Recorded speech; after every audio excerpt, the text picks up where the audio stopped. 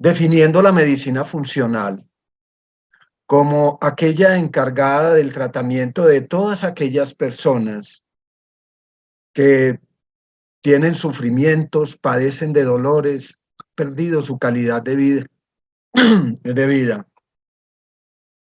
Y la clínica nunca les descubre las razones. Y esas personas son muchas. Por eso los aportes a la medicina funcional no serán, o mejor, serán siempre una reflexión permanente sobre cómo está todo correlacionado en el universo. En este caso, vamos a hablar del cuerpo humano. Pensemos en él como el microcosmos. Indudablemente está relacionado con el macrocosmos, pero lo queremos pensar solo desde el microcosmos. En primer lugar, recuerdo que Zaida, si está presente, me pidió que diera algunas opiniones sobre las bastatinas, esos medicamentos que todos los días se venden por cientos de miles de millones con el AM. ¿Ah? No, pone la imagen mía. Entonces he querido estudiar para darle respuesta a Zaida y a ustedes, respuesta que les quedé debiendo en la penúltima charla. ¿Lo recuerdan? Cuando Zaida me pidió que por favor aclarara sobre algunos aspectos que hoy se han estudiado sobre las bastatinas.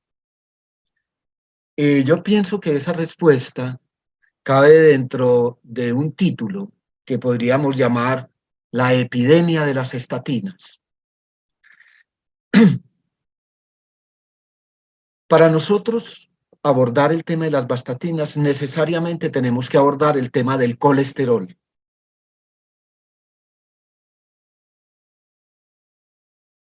Y de ello afirmar que el colesterol es absolutamente indispensable para el cerebro. Y que muchas de las situaciones que hoy hay, que se presentan como alternativa para las grandes farmacéuticas del mundo, puede en muchos casos, como investigadores lo han hecho, demostrar de que las bastatinas pueden y son nocivas para el cerebro. Esas pastillas son recomendadas hoy por millones de millones. Y simplemente lo que siempre se ha pensado es que ellas bajan los niveles de colesterol. Pero lo que se ha estudiado es que bajar los niveles de colesterol en el hígado y el cerebro puede interferir en la función cognitiva, o sea, alterar nuestro sistema nervioso y producir enfermedades cerebrales. Una de ellas es la pérdida de la memoria. En concreto, las bastatinas se ha estudiado por parte de muchos investigadores que producen pérdida de la memoria. La disfunción de la memoria es un efecto secundario de las estatinas. El doctor Duhamel Grubele es médico de los astronautas que fueron a la Luna en la NASA, ha reunido una gran cantidad de testimonios y con ello ha hecho investigación en todo el mundo acerca de los efectos secundarios de las estatinas. Ha recopilado una gran cantidad de información en un libro que se llama Lipitor Theories.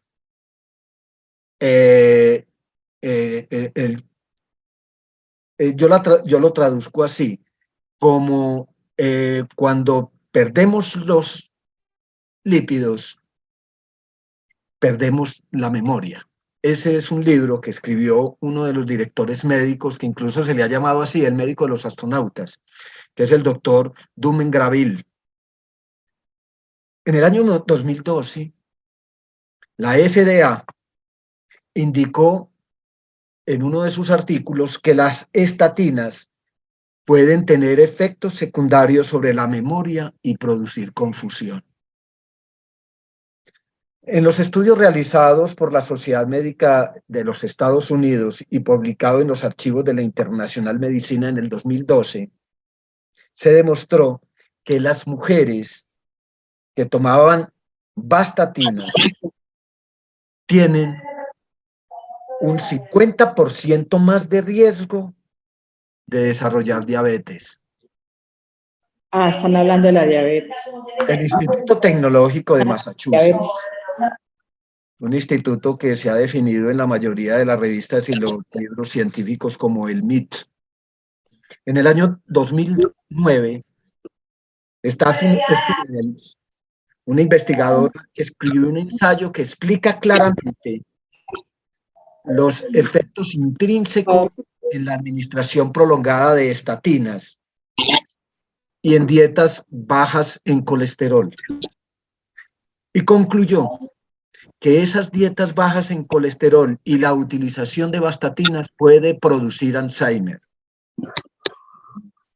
En este estudio, al disminuir los niveles de LDL, que todos tradicionalmente conocemos como el colesterol malo, el organismo perjudica la transmisión nerviosa e impide el desarrollo de las células nerviosas. Y todos nosotros sabemos que el tejido base de la madre, la neurolia, son células que continuamente tienen que estarse desarrollando para mantener especialmente nuestra función cognitiva en buenas condiciones.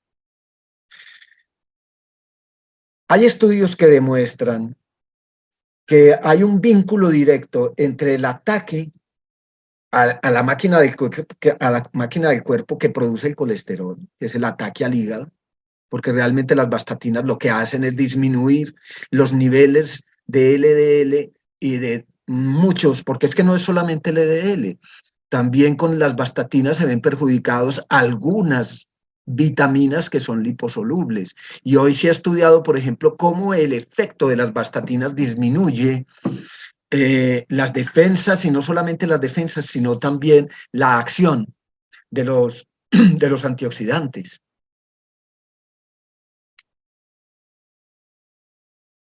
Hay estudios que han demostrado que las vastatinas van directo hacia los centros liberadores de transmisores del sistema nervioso. Neurotransmisores que estimulan el pensamiento, que estimulan la inteligencia, que estimulan la reflexión. Science Dive, una revista médica de los Estados Unidos, tiene unos estudios hechos en la Universidad de California, donde demuestran el impacto que tienen las estatinas sobre los ácidos grasos y los antioxidantes, lo que les decía ahora. Además, estas píldoras paralizan la capacidad de las células para producir la coenzima Q10. Las personas que toman vastatina impiden que el cuerpo produzca una coenzima que es básica como o es básica por su efecto antioxidante. Y la coenzima Q10 se ve afectada, se ve disminuida cuando las personas tienen consumo de vastatinas. Los efectos secundarios, como la fatiga, la falta de aire, problemas de movilidad, problemas en el equilibrio, dolor muscular, pérdida de la masa muscular, debilidad y atrofias. Muchos de esos estudios incluso han ligado las vastatinas a la insuficiencia cardíaca. Tienen un efecto directo sobre la vitamina D. Entonces, el consumo de vastatinas influye grandemente sobre la cantidad y la calidad de vitamina D que nosotros tenemos y que podemos sintetizar a través del sol. Y obviamente, si nosotros afectamos los contenidos de la vitamina D, estamos afectando la salud de los huesos, ya que podemos relacionar directamente la vitamina D con la salud de los huesos. La estatina en muchos estudios ha estado ligado a problemas de asma, de impotencia sexual, de inflamación del páncreas, de daño del hígado. E incluso hay estudios que han indicado que las estatinas pueden producir cáncer. En esta recopilación que he querido hacer como respuesta a esa inquietud que me presentaba Zaida, definitivamente ello nos permite inferir que el uso de este tipo de fármacos debe hacerse por parte del cuerpo médico con mucha detención y con mucha investigación. No puede ser y no puede seguir siendo el medicamento que se venda como comida chatarra para enfermar a una proporción muy alta de los seres humanos. Yo terminaría esta reflexión con una frase de Pascal. El problema de indagar por la verdad está en que no deberíamos morirnos sin conocer la verdadera causa. Porque si no conocemos la verdadera causa, podríamos estar perdidos, dice Pascal. Y dice William Shakespeare en una de sus obras, algo que hoy empezamos a sentir que lo podemos hacer, y es, la verdad se conocerá.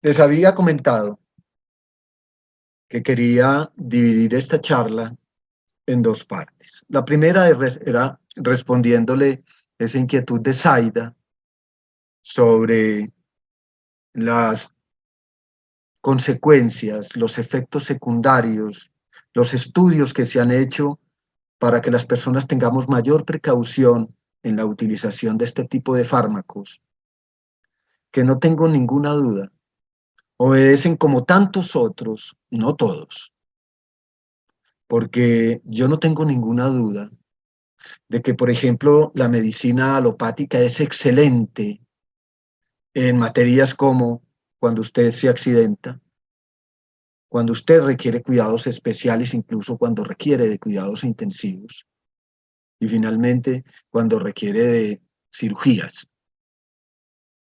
Pero en el tratamiento general, yo pienso que la medicina tiene que explorar nuevas actitudes, porque las que hasta hoy ha utilizado permiten que nosotros afirmemos, realmente nosotros no queremos cambiar el mundo, queremos cambiar la mentalidad que existe acerca de él. Esta primera diapositiva,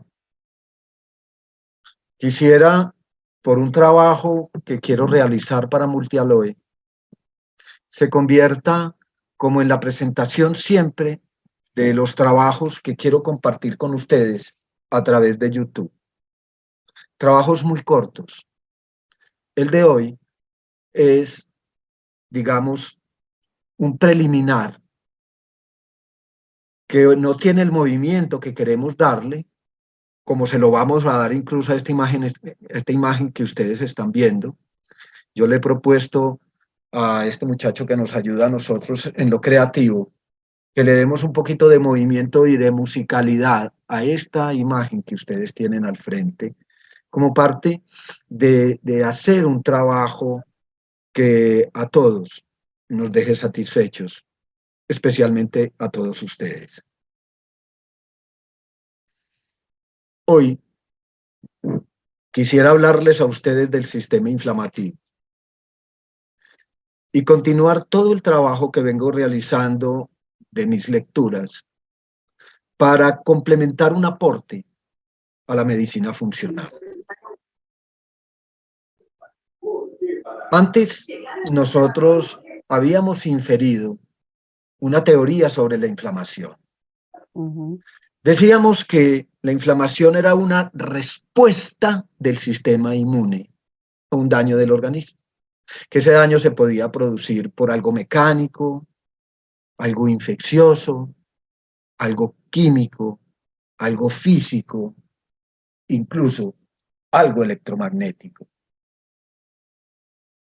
Creemos que hoy ese concepto de inflamación, tanto aguda como crónica, para comprenderlo mejor, es necesario que lo estudiemos más profundamente y que planteemos una alternativa de cómo estudiarlo más profundamente. Decíamos que la inflamación siempre tiene un agente causante, una respuesta del sistema inmune, que muchas veces no hay dolor, que hay cambios en el metabolismo y hay una disfunción celular que finalmente nos conduce a la enfermedad y a la muerte. Pero hoy nosotros afirmamos, y no lo hacemos con ninguna vanidad ni ninguna pretensión, no es el ego, es que si nosotros vemos la inflamación ya no como una respuesta del sistema inmune, sino como un sistema completo de reacciones bioquímicas, cuánticas, de partículas y de energía, como un producto del desequilibrio y de la adaptación de todos los órganos del cuerpo.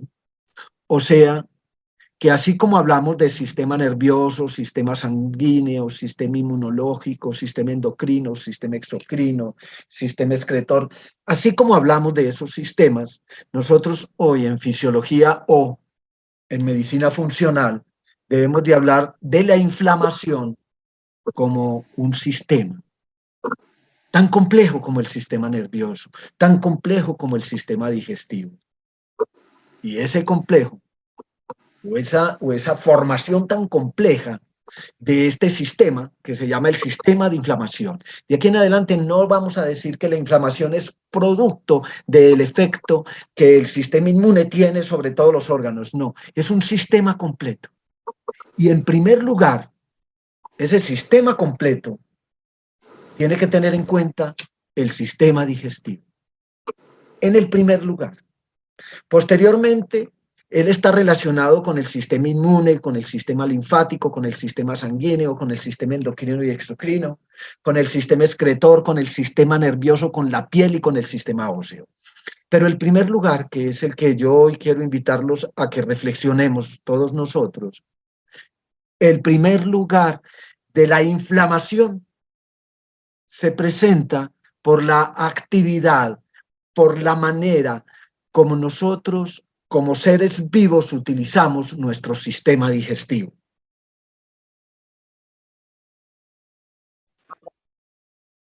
Por eso afirmamos que la primera etapa del sistema inflamatorio, mire que ya no lo vemos como una respuesta inflamatoria, sino como un sistema.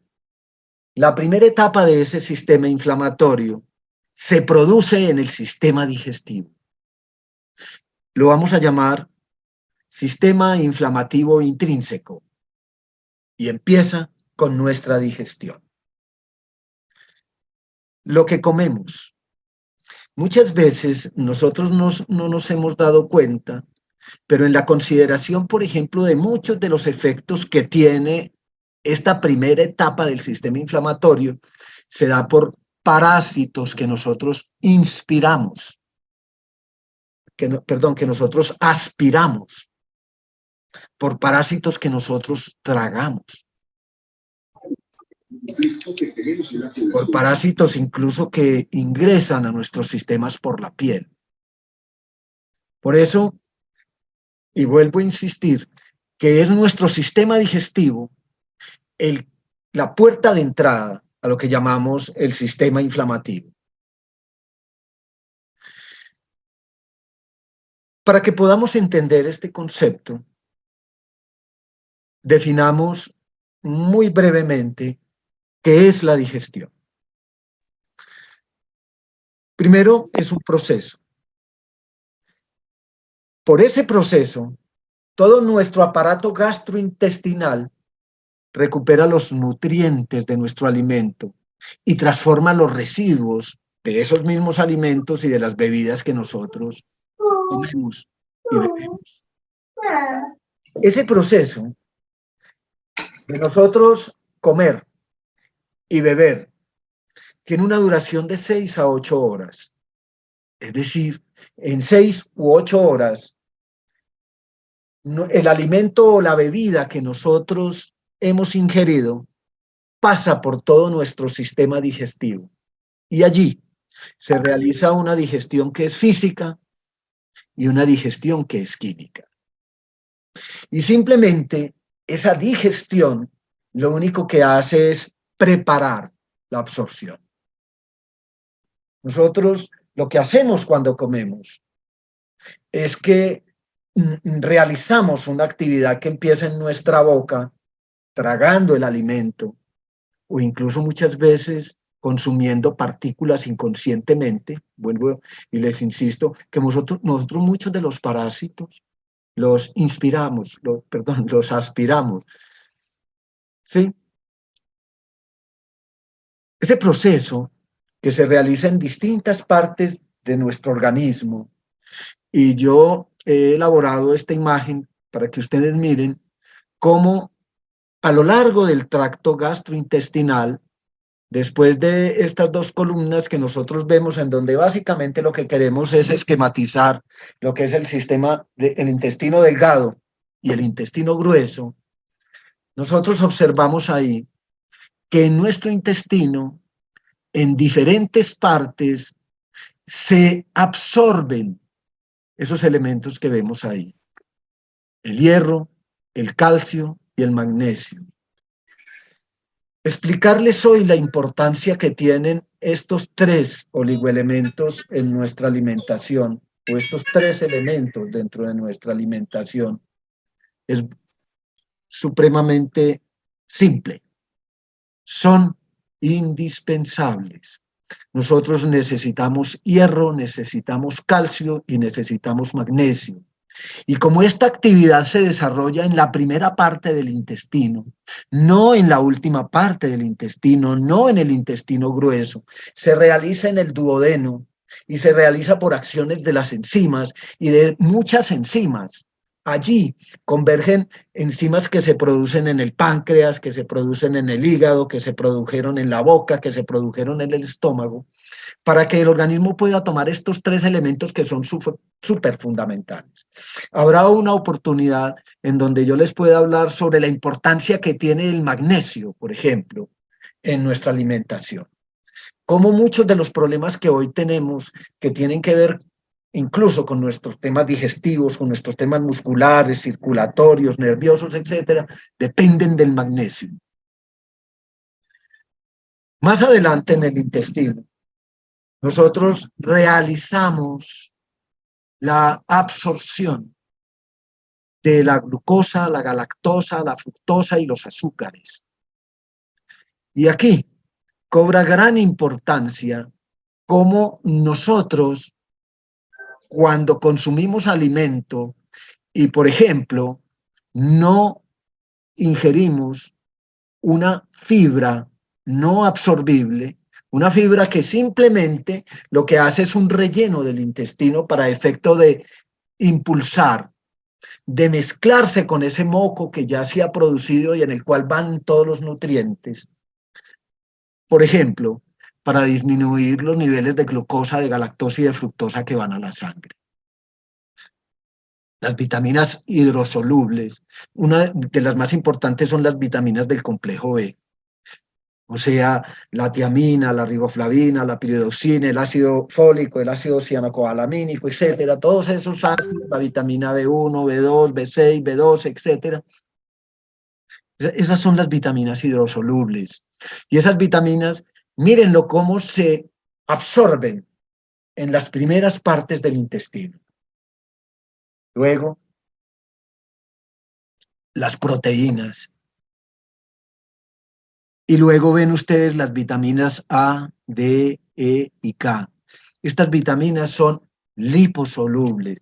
Si lo queremos decir de una manera, cuando nosotros decimos vitaminas hidrosolubles, nos referimos a las vitaminas que se mezclan con el agua.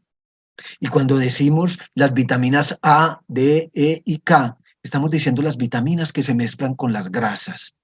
De ahí también la importancia dentro de la nutrición de las grasas. Y ustedes observan que después se absorben las grasas y el colesterol. Luego se absorben o se reabsorben las sales biliares. ¿Por qué se reabsorben las sales biliares? Porque ellos tienen unos componentes que el organismo no tiene por qué volverlos a fabricar y simplemente los saca de ahí, vuelve y los lleva al hígado para que se preparen más sales biliares. Finalmente, en nuestro intestino delgado se absorbe las vitaminas B12. En el intestino grueso, que en el esquema ustedes ven un cuadrito más grueso,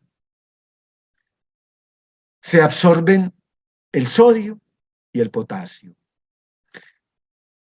Vuelvo y les digo, en el trabajo que estoy haciendo para Multialoe, mañana quisiera explicarles sobre la gran importancia que tiene el magnesio y el potasio como dos elementos básicos dentro de la nutrición, y por eso nos estamos preocupando en nuestros productos de incluirlos por la importancia que hay de que en nuestra alimentación haya siempre potasio y haya siempre magnesio. Estamos estudiando la manera como en nuestros productos, dijéramos en polvo, como son nuestras malteadas, como es el Biosun, etcétera, podamos incluir las sales de potasio y las sales de magnesio que permitan que cada uno de nosotros que consume los productos Multialoe tenga el potasio y tenga el magnesio necesario para que su dieta esté balanceada. Finalmente, en nuestro intestino grueso se absorbe la vitamina K y finalmente el agua. Por eso les digo, en este proceso se realiza en diferentes partes del cuerpo. Ahora bien, en esas mismas partes del cuerpo, donde se está presentando toda esa absorción, nosotros tenemos millones de microorganismos, que los vamos a llamar los microorganismos de la digestión. Nosotros tenemos más de 100 billones de microorganismos. Nosotros tenemos bacterias, virus, hongos, tenemos partículas. Pero esencialmente en nuestra alimentación tenemos dos tipos de bacteroides. Esos son los que predominan, son los que en más cantidad hay. Son aquellos que fortalecemos con los alimentos probióticos. Son aquellos que nosotros tenemos que permanecer haciendo crecer equilibrados dentro de nuestro organismo. Son los lactobacilos y los bifidobacterias.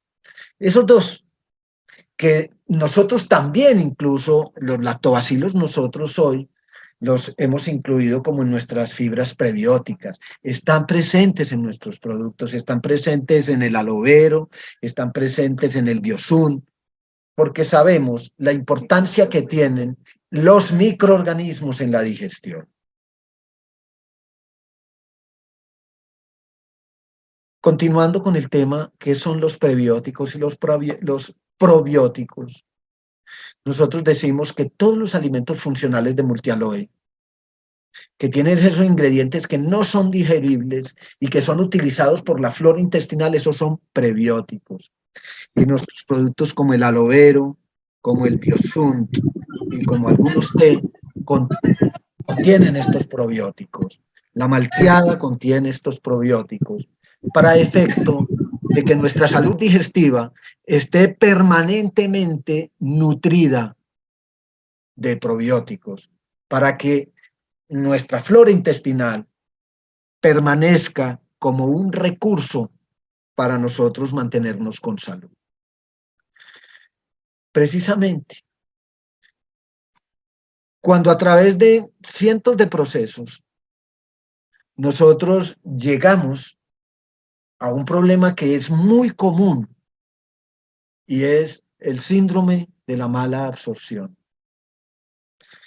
por la que una afección impide la absorción de los nutrientes a través del intestino delgado.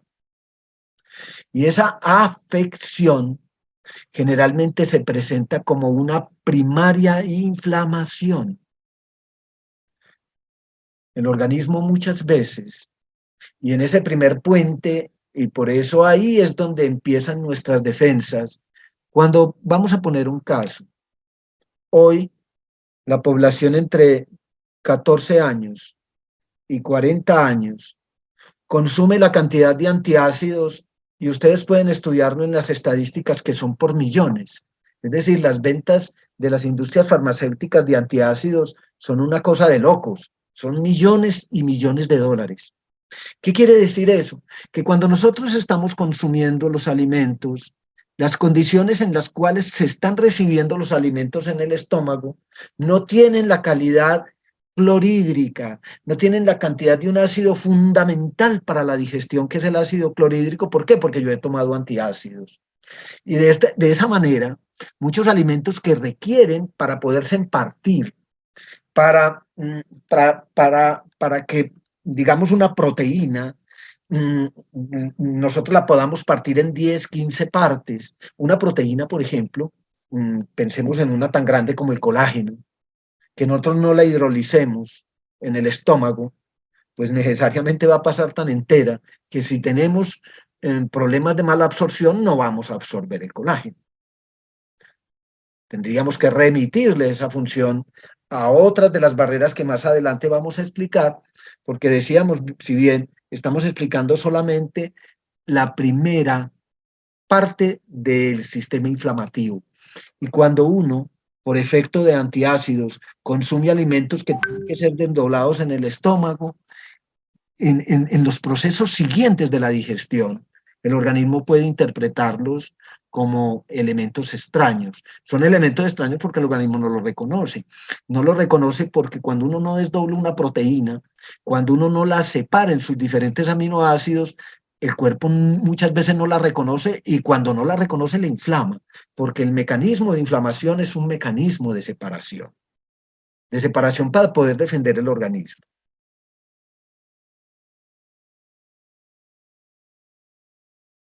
Martica, ¿me ayudas con este tema que ve? Esta no quiere pasar.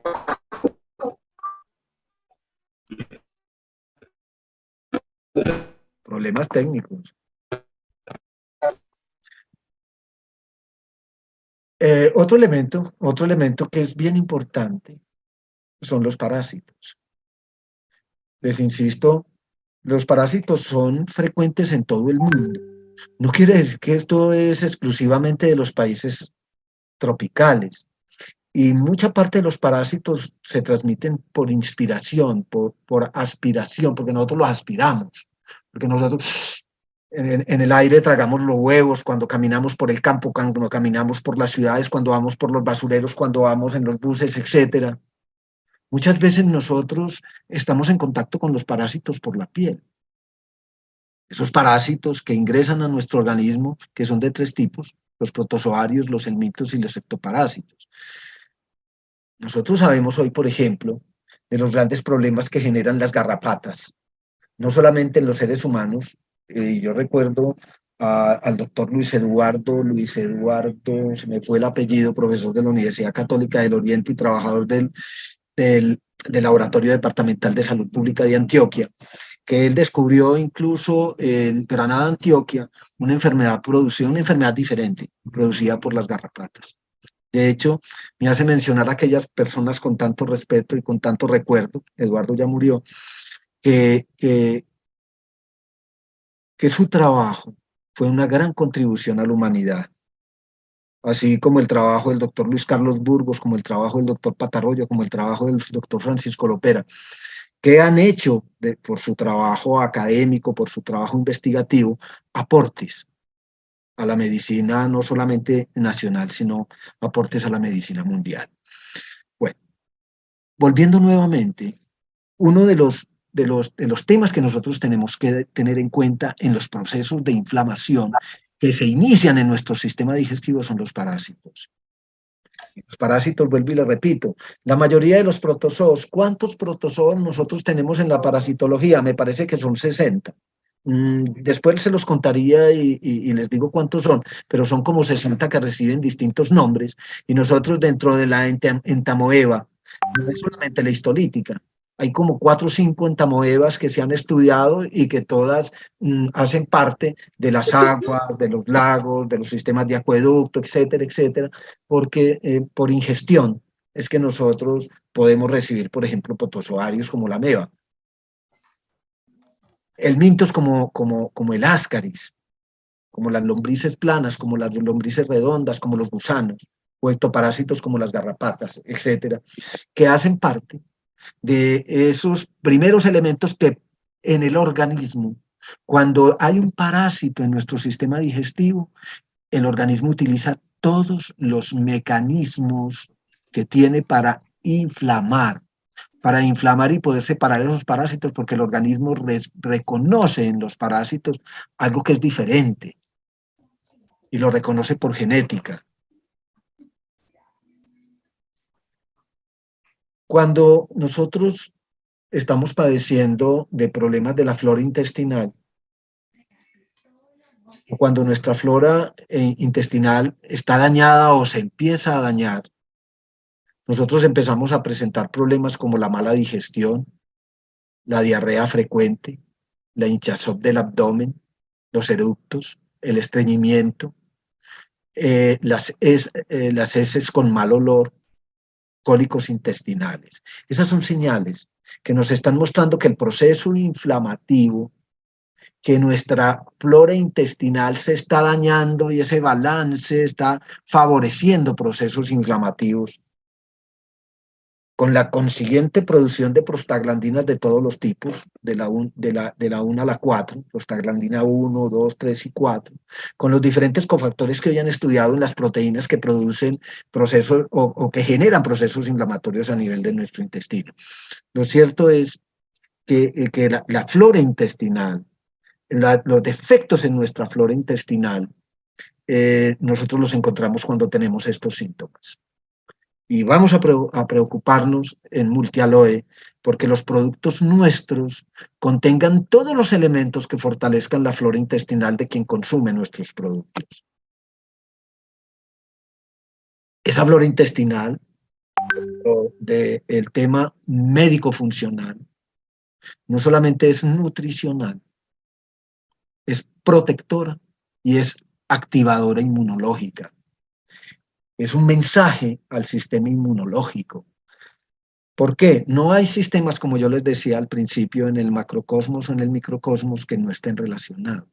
Nunca nosotros podemos decir que las estrellas no están relacionadas entre sí y ellas con nosotros. Así como no hay ninguna célula del organismo que no esté relacionada. El organismo siempre será un establecimiento correlacionado de todas sus células, de todos sus órganos, de todos sus tejidos.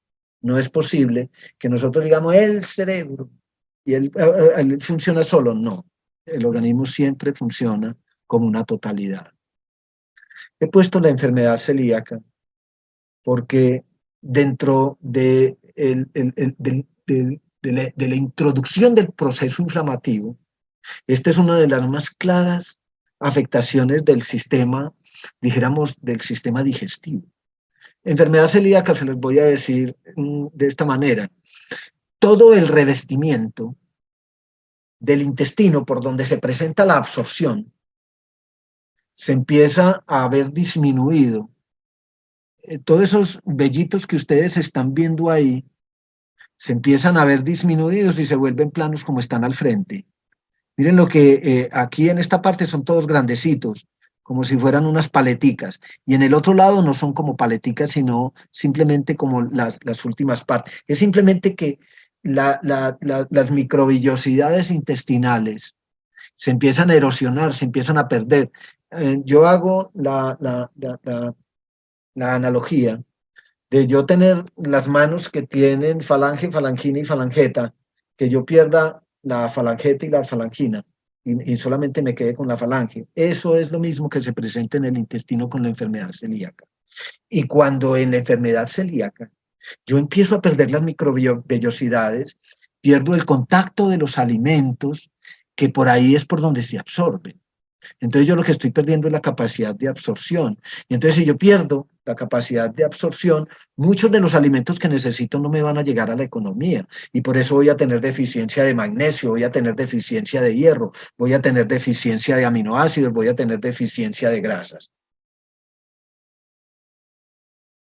La enfermedad celíaca es tal vez uno de los mejores modelos de la entrada de todo ese sistema inflamatorio a nuestro cuerpo. Síndromes de mala absorción muchas veces no son detectados en la clínica, pero al dañarse ese revestimiento del intestino, las personas quedan malnutridas. Y la consecuencia es un síndrome metabólico. Las enfermedades que demandan un síndrome metabólico son de todo tipo. Son cardíacas, son vasculares, son nerviosas, la diabetes, los trastornos de la presión arterial, la obesidad, el sobrepeso, el aumento desmedido del colesterol.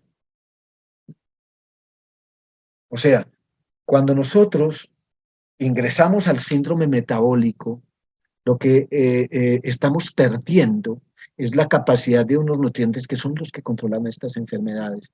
Vuelvo y le repito, más adelante donde podamos hacer una explicación bien clara sobre por qué las personas hoy están padeciendo una enfermedad como el hipotiroidismo, lo vamos a encontrar en los procesos inflamativos. Hoy solamente hemos querido hablar la relación que hay entre el sistema digestivo y el sistema inflamativo.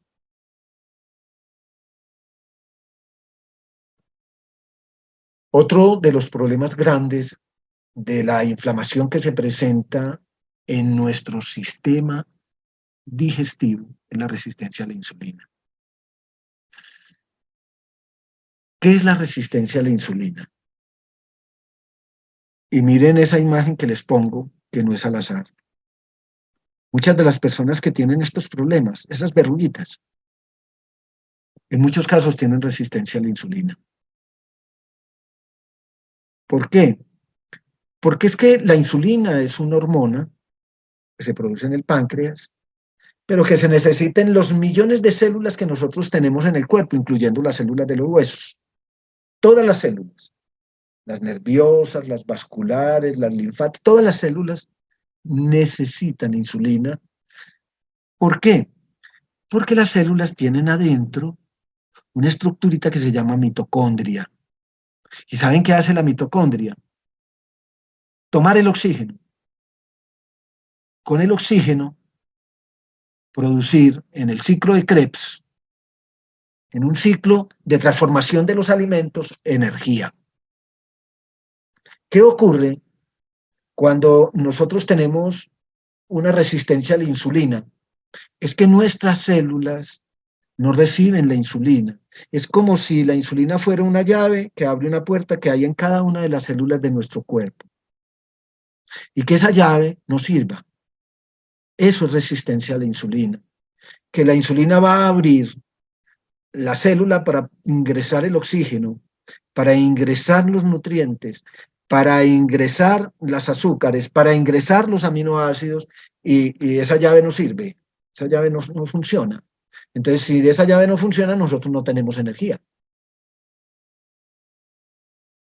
Todo este tema está directamente relacionado, la resistencia a la insulina, con la diabetes tipo 2, pero también con el hipotiroidismo.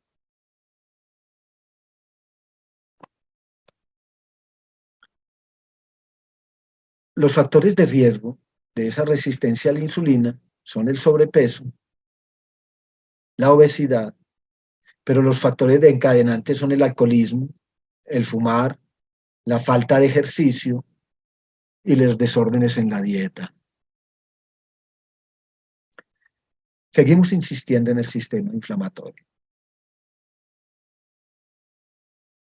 La inflamación es la expresión del funcionamiento del sistema inflamativo, que en las patologías aumentan la capacidad de acumulación de los lipocitos, de grasas que provienen de las azúcares y de las grasas.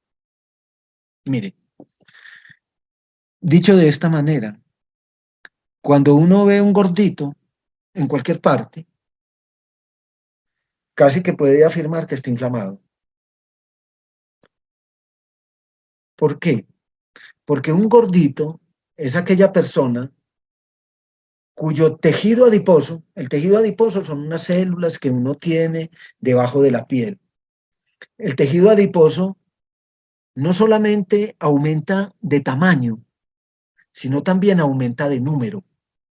O sea, son más grandes y son más bastantes. Y de esa manera, ellos empiezan a acumular triglicéridos a partir de las azúcares y de las grasas. Eso claramente en nuestra teoría de la inflamación infiere que cuando nosotros tenemos una lipogénesis aumentada, cuando nosotros, por resistencia a la insulina, tenemos que acumular una gran cantidad de fuentes de energía, y es que el cuerpo lo que hace es eso, acumular fuentes de energía. O sea, los lipocitos no son otra cosa que unas mochilas que uno tiene detrás de la dermis para acumular energía que después va a utilizar. ¿Para qué? No sé, para cuando vengan las estaciones de frío o digamos, pensado antropológicamente, cuando ya no haya alimento disponible, nosotros nos tendríamos que consumir ese alimento guardado en los lipocitos, pero hoy por hoy en el mundo moderno ese no es el caso.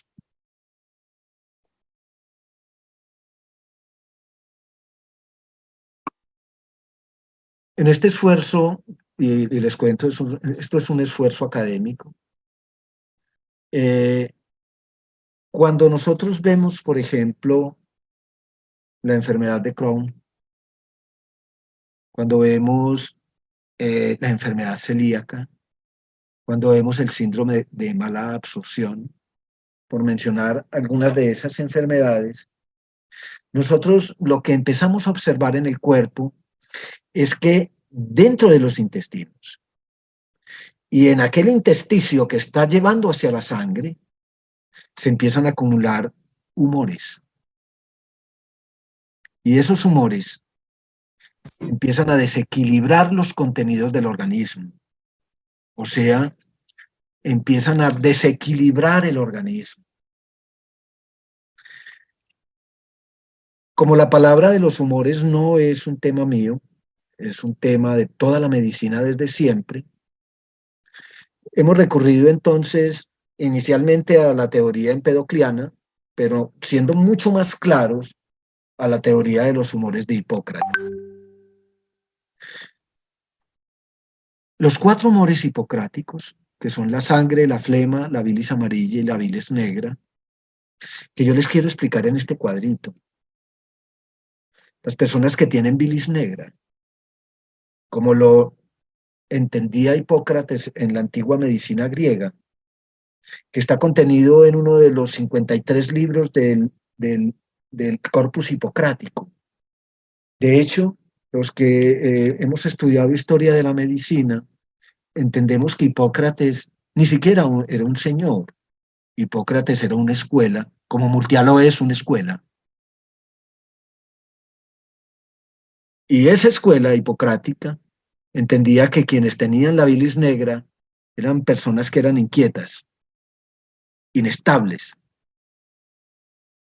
ansiosos, pero igual eran artísticos, eran susceptibles, eran reflexivos. Y a ese temperamento humoral se le llamó un temperamento melancólico. Hoy, que hemos estudiado más profundamente el comportamiento del sistema nervioso, pero lo vamos a dejar de último lugar dentro de esta propuesta que yo les quiero hacer, es decir, poderles explicar la inflamación en todos sus aspectos. Hoy nos hemos dedicado solamente a explicarlo desde el aspecto del sistema digestivo. En la próxima ocasión lo vamos a analizar desde el sistema sanguíneo. En la próxima lo vamos a analizar desde el sistema linfático. hasta llegar al sistema nervioso. Y no porque ese sea el orden, porque perfectamente el sistema nervioso es el modo regulador de todos los humores del organismo.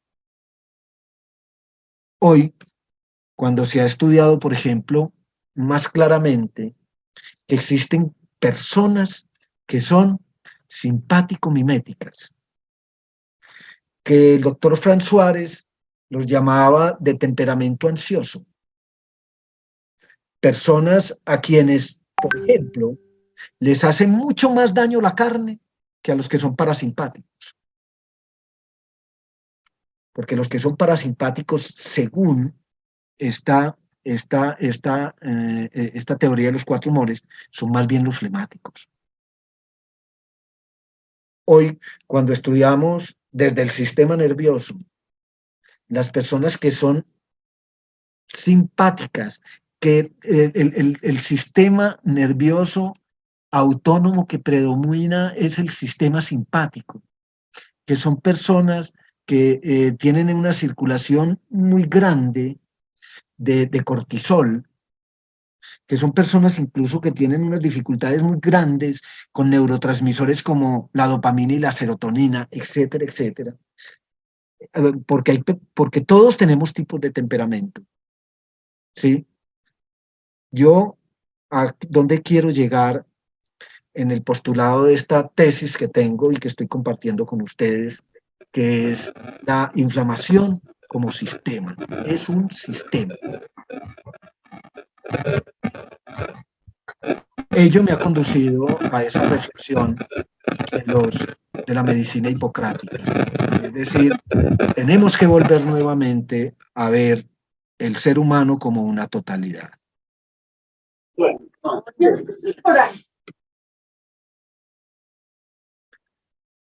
¿Qué significa humor en biología? Es el líquido dentro del cuerpo de un animal o de un vegetal que cumple una función biológica específica. Es que las plantas tienen humores. Ahora en Semana Santa, que tuve la oportunidad de compartir con Martica, con Mateo y con Laura, descubrimos y leímos algunos textos sobre una planta maravillosa que se llama el kava kava. Incluso, para ilustrarlos a ustedes, el kava kava tiene una serie de ceremoniales en Indonesia, en la India, en la China, etcétera, en algunos lugares del Asia, donde existen bares del kava kava.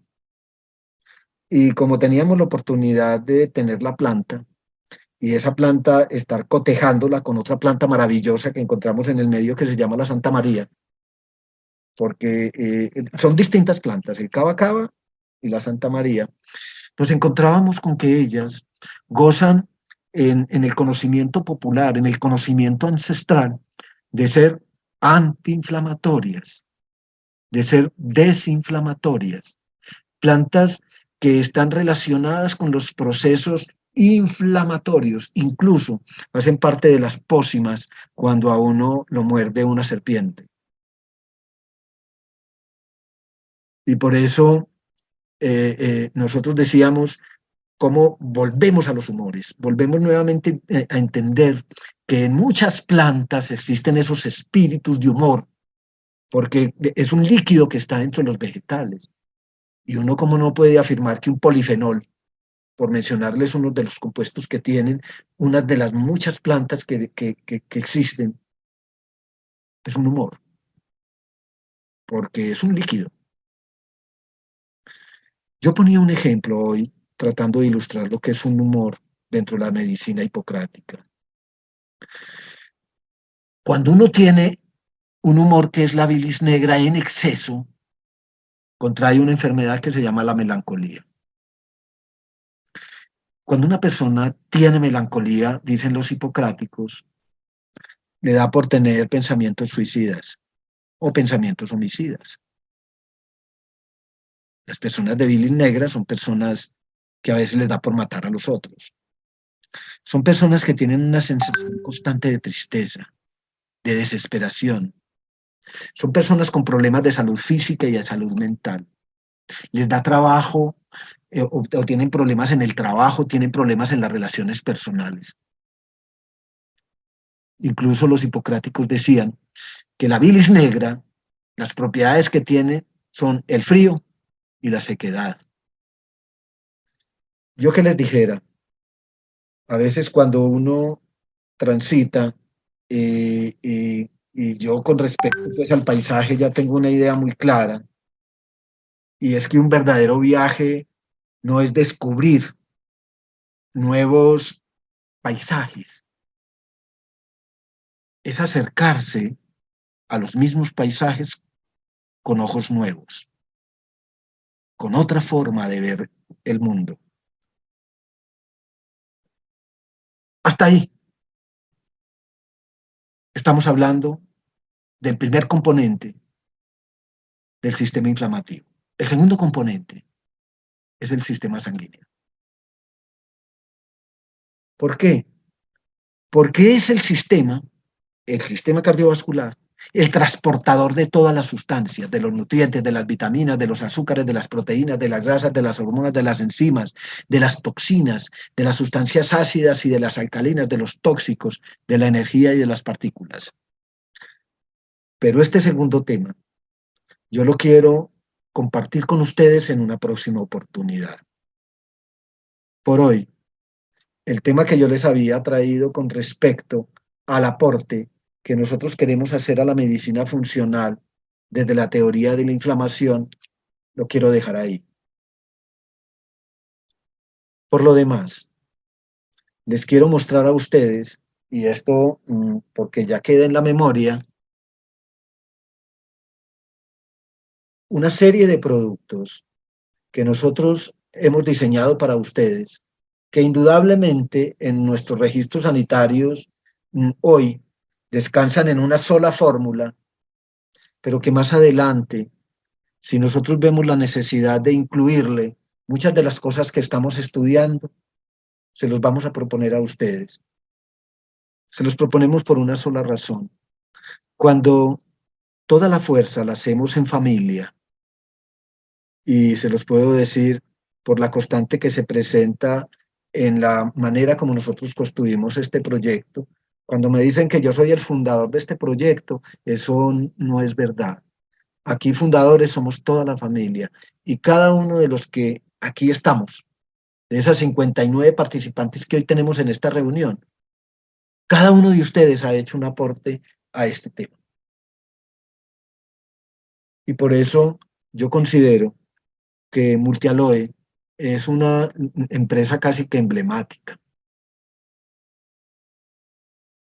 Cada que yo tomo uno de los productos y veo, por ejemplo, las propiedades del lino o las propiedades de los betaglucanos del ganoderma, en estos días que estaba en Sonsón, me invitó a una reunión un señor que quiere ser alcalde. Creen que yo soy un líder popular que les puede arrastrar votos y todo, y yo como las P, a todo digo sí. Entonces, obviamente, pues diciendo sí, quise escuchar a este amigo. Él se sintió muy emocionado cuando yo le hice conocer que en muchas de las partes del Magdalena que corresponden al municipio de Sonsón, los bosques, que ojalá y no los toquemos, están llenos de ganoderma. Hay que buscarlos, pero están. Y son hongos que tienen igual betaglucanos como los tienen los de Indonesia y que nosotros importamos a razón de millones de pesos, porque un kilo de los betaglucanos de ganoderma que hoy compramos a la industria de importación nos cuesta del orden de 1.300.000 pesos el kilo.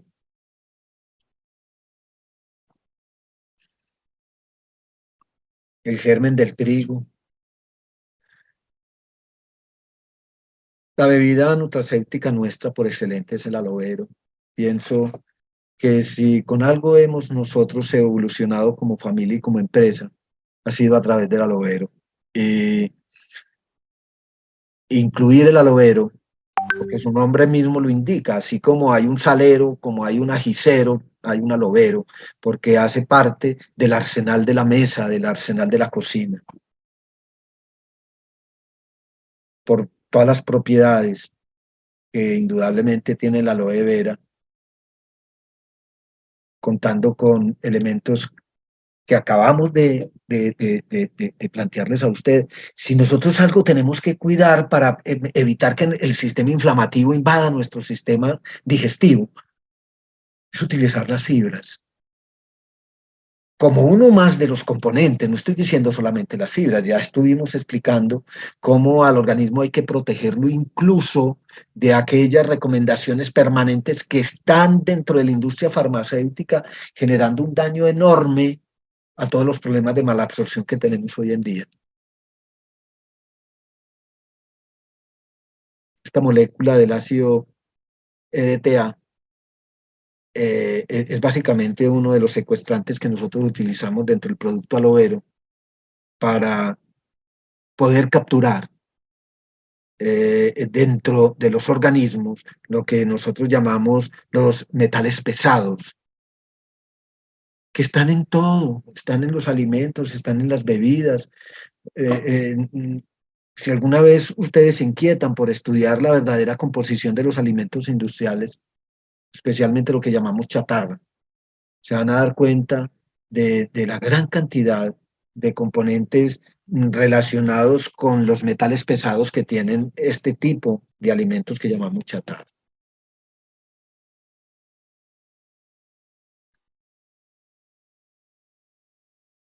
Yo, para mi propia sorpresa, he comprobado los excelentes efectos que tiene el vino de Noni. Yo siempre he tenido una bebida para ustedes que es el Aloni. He aprendido precisamente de la práctica ancestral que se da por parte de las comunidades, de la manera como ellos utilizan el noni, que ellos elaboran un bebido, un vino artesanal de noni, que no es el mismo que hemos venido utilizando hasta ahora, en razón que muchas veces cuando lo he propuesto y ha llegado alguno de ustedes, dicen, este no es el mismo, y entonces me siento engañado. No es engañado, a veces es que se me van escapando aquellas cosas que no controlo. ¿Y por qué? Eh, Yo digo que muchas veces el corazón tiene razones que la razón no entiende.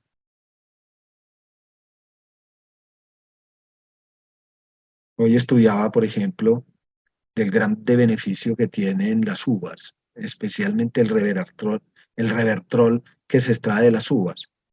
Es básico en el sistema cardiovascular. Muchas personas que tienen problemas en el sistema cardiovascular, el revertrol es maravilloso. Decíamos del noni. Y cada vez uno ama más, no solamente el fruto, sino esta planta del noni, en razón de que ella, o a ella mejor, cuando está en florescencia, llegan la cantidad de insectos que nadie se imagina, entre ellos muchas de las abejas meliponas, trigonas, de las mismas apis, pero también una gran cantidad de insectos que yo llamo de tallo, llámenlo ustedes hormigas, a veces hasta muy piconas. Siempre en los nonis uno encuentra 3 o 4 tipos de avispas, y si se descuida también lo pican y lo ponen a mentar la madre.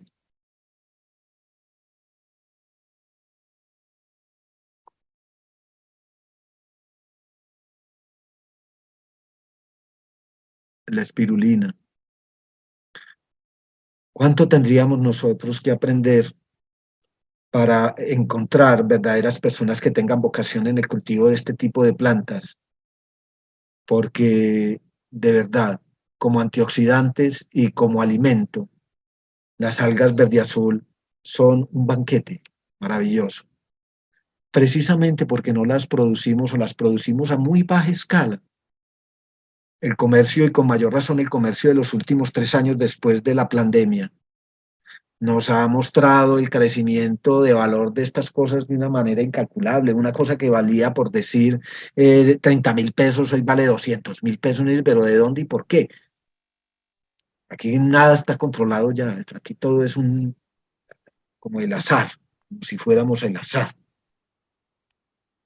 pero no porque se presente por el azar nosotros perdemos la necesidad de indagar por la verdad. La avena. Mami, yo anoche quería que La hierbabuena.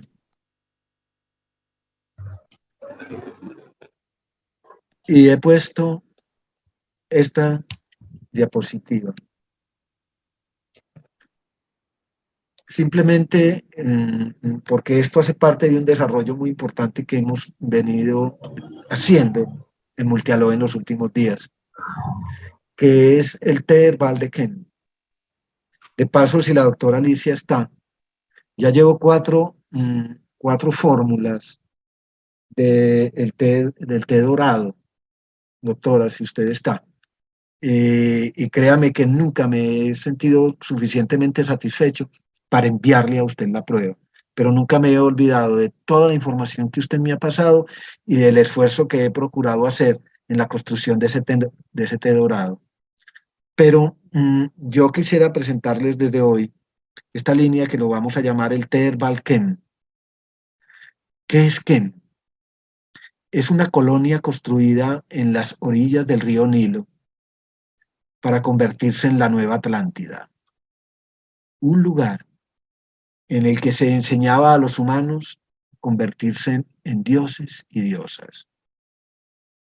Ken es la civilización madre en el planeta.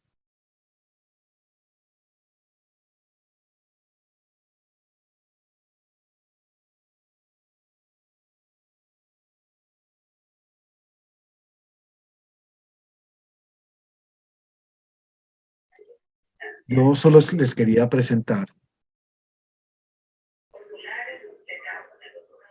esta serie de inquietudes que tenemos en la empresa.